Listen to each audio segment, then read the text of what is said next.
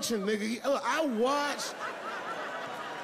watched Donald Trump in a press conference, and this motherfucker had all the media gathered, and this nigga literally asked the media to their face to stop finding shit out. I was like, yo, this motherfucker is bugging.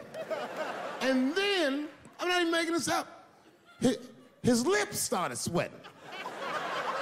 His lips.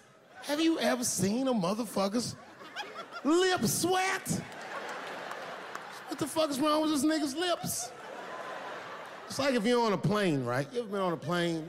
I get scared to fly. I do it all the time. I be scared on there. And sometimes the plane will hit turbulence. And then I get nervous. But I always look at the flight attendant, and she looks calm, and it makes me feel calm. But if that bitch's lips were sweating, it's terrifying. Like, yo, nigga, why are your lips sweating? What do you know? And then, I'm not even making this shit up. This motherfucker grabbed the podium, he goes, you don't know how scary the things I read in my briefings are. What's that, bro? That's bad leadership. Even as a parent, you think I'm gonna sit my kids down? Hey, little man, come here real quick. I just wanna holler at you for a second. Yo, I'm 3 months behind on the rent, nigga, and I am worried. Very worried.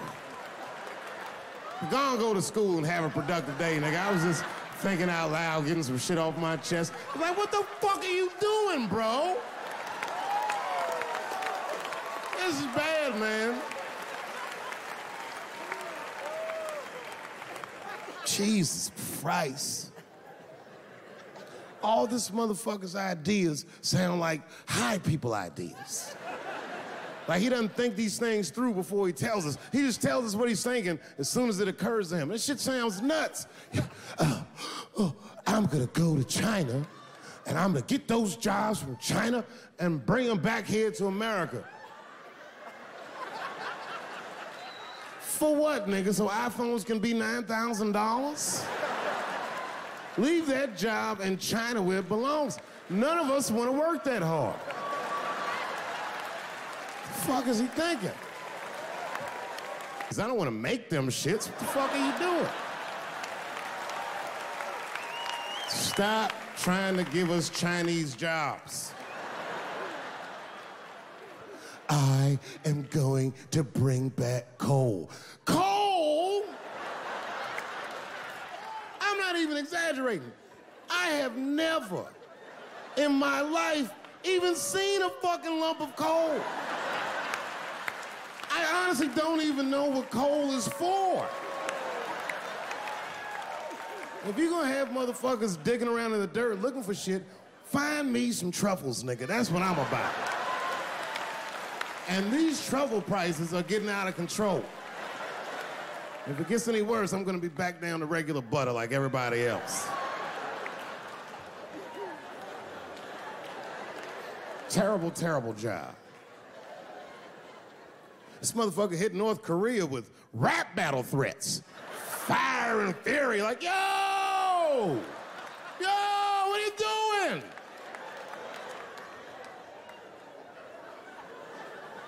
It's fucking Korea, man. Kim Jong-un is a scary motherfucker. He might be as crazy as Trump. Some scary shit. And if you one of them naive motherfuckers that thinks that a war with Korea is gonna be easy, then you don't play Call of Duty at 3 a.m. like I do. Because that's when the Koreans play. Fucking 8-year-old Korean kid took out my whole goddamn platoon last night.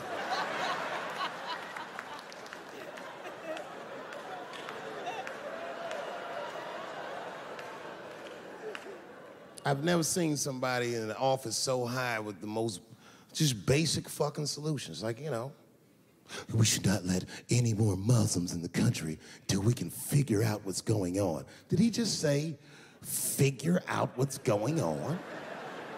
Who doesn't know how to do basic math? Let's count it out, okay? There's been 17 mass shootings in the United States.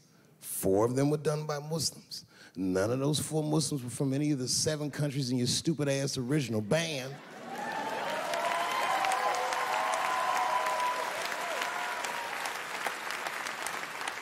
And since he brought it up, the other 13 shootings were done by the Tiki Torch whites. These are facts. And you don't see me trying to ban white people from the show to keep the fucking terrible idea because it's mean and it's racist. And most importantly, it would be catastrophic to my bottom line. If there were no white people here tonight, I might leave this bitch with $1,800. This man needs to realize that we all need each other. And that's why we will never, ever be able to beat China. Because everybody in America is racist, and everybody in China is Chinese. This motherfucker called it all wrong. And don't believe the media either, because as all this shit is happening, the media is trying to make us believe that the extremities amongst us are the norms. We can disagree, that's fine. And most of us are keeping a cool head about this shit. You know what I mean? Americans generally respect one another's beliefs, even if they don't share those beliefs. I know I do. I respect everybody's beliefs, except Amish people. Because they are the only ones that I can say clearly their God is wrong. The speed limit is 75 miles an hour in Ohio, and one lane of traffic is buggy. Nigga, your God is ridiculous. All the Amish people around my way know me too. Not from television, obviously. They know me from the streets. Because when I see them horse and buggies, I'll pull the Porsche over and talk to them. Ezekiel. Ezekiel, are you sure that God doesn't want you to have any of this technology or this energy? Huh? Huh? I can't hear you, nigga. Let me turn this air conditioner off. What did you say? And them niggas be like, get away from me, ye.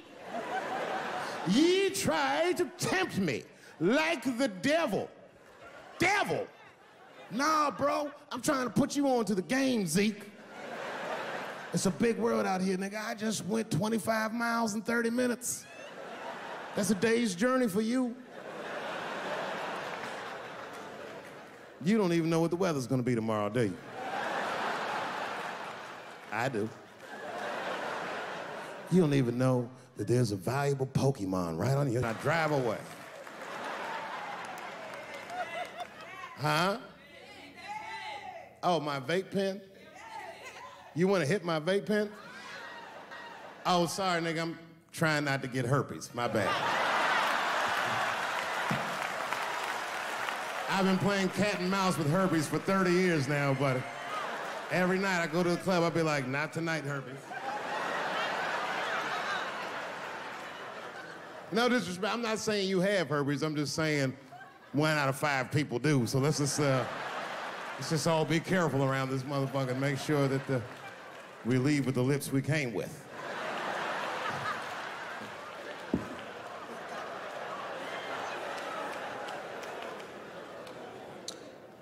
Sometimes I think that the media is hard on Trump, because I'll see shit that they get on him about that doesn't seem bad to me. I mean, a nigga got on Trump about not staying in the White House enough. Who gives a fuck? This motherfucker was rich. Used to shit in a gold toilet. It's true. I don't know if you've ever been to the White House. It looks like a very nice place to work, but I wouldn't want to live in that Scooby-Doo ass house either. That shit's terrifying looking. Imagine you trying to jerk off.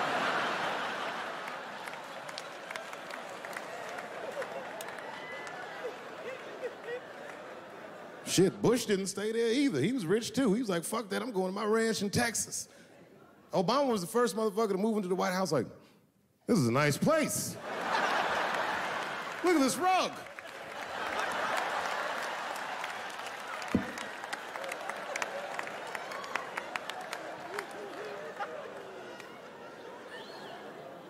The media got on him about putting Jared Kushner in his cabinet, and I didn't think that that was the worst thing he'd done. I mean, it was still early, and I mean, it's not unprecedented. Kennedy had his brother as the attorney general, right? And this motherfucker's a Washington outsider. To be honest with you, I'd probably do the same thing. As a matter of fact, I do. You think I go to a Hollywood meeting with all them white folks by myself? I bring my nigga Mac Mittens from the streets. I don't even know his real name. Everybody just calls him Mac Mittens. But I know he's not qualified to even listen to these meetings, but this motherfucker just makes me feel good. And all the white people look at me like, Dave, do you mind asking your friend Mac Mittens to excuse us so that we can talk business? And I say, fuck that. Anything you say. He listened to the whole meeting. And when they done talking, I just look over at Mac Mittens, and if he gives me the signal, meow, meow, I'll sign the papers. It's a gut check. Or how about this one? Remember when it was the day after the election and the president of Taiwan called Donald Trump to congratulate him? And Donald Trump, you know, of course, took the call and talked to the president of Taiwan. Problem with that was Taiwan doesn't have a president. The United States functions on what they call a one China policy, and Taiwan is a renegade province of said China. And Donald Trump didn't know that and picked up the phone and started yammering away, and the media ate his ass up. And I'm not gonna lie, I was laughing like shit. I was like, oh shit, this dumb motherfucker is in trouble. And then that night, I was in bed drifting off to sleep, and then I had to admit it to myself. I was like, I didn't know that shit either.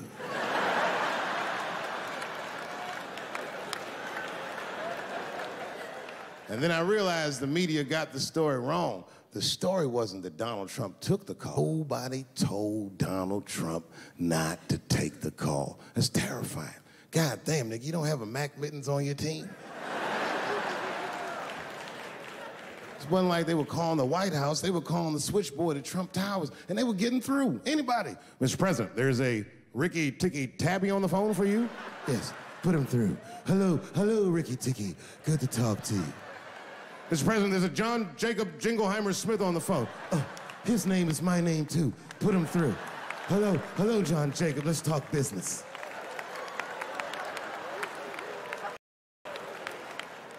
How many people in this room are not originally from the United States? My round of applause. Where are you from, bro? You right there. Iraq. You're from Iraq? Ew. I was fucking around. How long have you been here in the country? 23 years. 23 years? Are you a citizen yet? You are? Congratulations, nigga, congratulations. Well, welcome to this great land. You know, I'm gonna give you a history lesson, because I'm sure this wasn't on your entry exam. But every naturalized American has heard something about what I'm about to tell you. A picture is the early 50s in the United States. This 14-year-old boy goes down from Chicago to Mississippi to meet his extended family for the first time. He'd never been to Mississippi. And before he went, his mother said to him, very pointedly, she said, if a white man looks you in your eyes in Mississippi, look away. And I don't know what you know about black people from Chicago, but they're not a scared people. Legend has it, he was in front of a convenience store hanging. A white woman walked out of the store, and he thought she was pretty, and he said, bye, baby. Not realizing that he had just made a fatal mistake. 4 days later, a group of adult white men burst into this family's home and snatched a 14-year-old boy out of bed in front of his family that was powerless to stop them, and he was never seen alive again. His name was Emmett Till. They found his body maybe a few days later. It was in a creek, tied to a wheel so it would sink, horribly beaten and bloated. Hideous. And lucky for everybody in America, his mother was a fucking gangster. She was.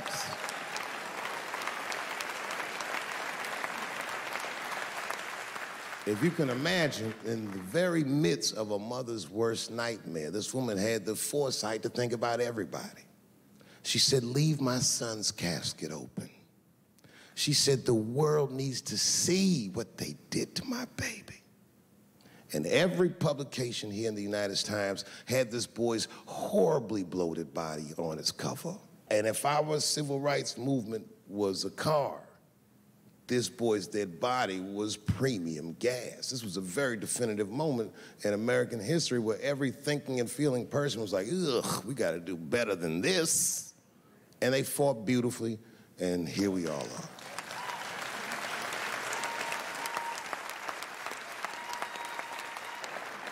And the reason that I bring that up tonight and why it's relevant now is because less than a year ago, the woman that he allegedly whistled at admitted on her deathbed that she lied in her court testimony. And you can imagine when we read that shit, we was like, ooh, you lying ass bitch. Was furious. But that was my initial reaction.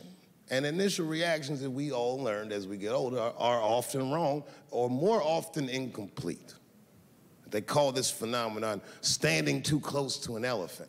The analogy being that if you stand too close to an elephant, you can't see the elephant. All you see is its penis-like skin. And give it a better look. And on stepping back and thinking about it for a few moments, I realized that it must have been very difficult for this woman to tell a truth that heinous about herself at any point in her life, even the very end. And I was grateful that she had the courage to tell it before she left this world, because it's an important truth and we needed to know. And I said to myself, well, thank you for telling the truth, you lying ass bitch.